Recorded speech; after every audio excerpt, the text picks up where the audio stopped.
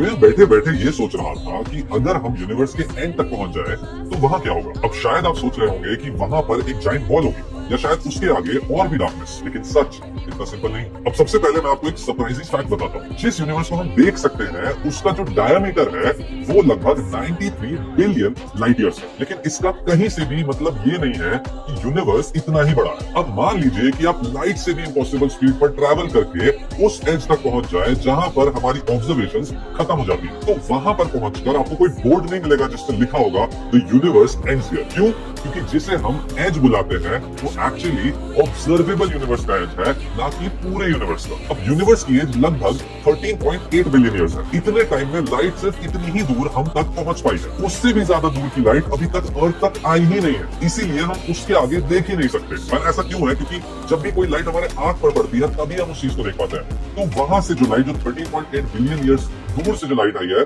वही अभी तक हमारी आंखों तक पड़ती है। उसके दूर की लाइट अभी तक आंखों पर पड़ी ही नहीं है, इसलिए हम वो चीज कभी देख ही नहीं पाएंगे। और यही आता है सबसे बड़ा ट्विस्ट। साइंटिस्ट का मानना है कि जो पूरा यूनिवर्स है वो ऑब्जर्वेबल यूनिवर्स से कई गुना ज्यादा बड़ा हो सकता है। एंड इनफैक्ट शायद से इन्फिनिटली। मतलब अगर आप ऑब्जर्वेबल यूनिवर्स के एज पर भी पहुंच जाओ तब भी हो सकता है उसके आगे और स्टार्स हो और गैलेक्सीज हो और ऐसी जगह हो जो कभी हम देख ही नहीं पाएंगे। तो फिर इस यूनिवर्स का एज कहाँ पे है? हो सकता है शायद से कहीं पे भी नहीं, क्योंकि जिस एज को हम ढूंढ रहे हैं वो स्पेस की बाउंड्री नहीं है, वो हमारे ऑब्जर्वेशन की बाउंड्री है। और हो सकता है कि यूनिवर्स की सबसे बड़ी मिस्ट्री उसके एंड में नहीं, शायद इस बात में हो कि उसका कोई एंड ही नहीं है। अब अगर आपको इस वीडियो से कुछ नया सीखने को मिला हो तो प्लीज मुझे फॉलो कर लीजिएगा।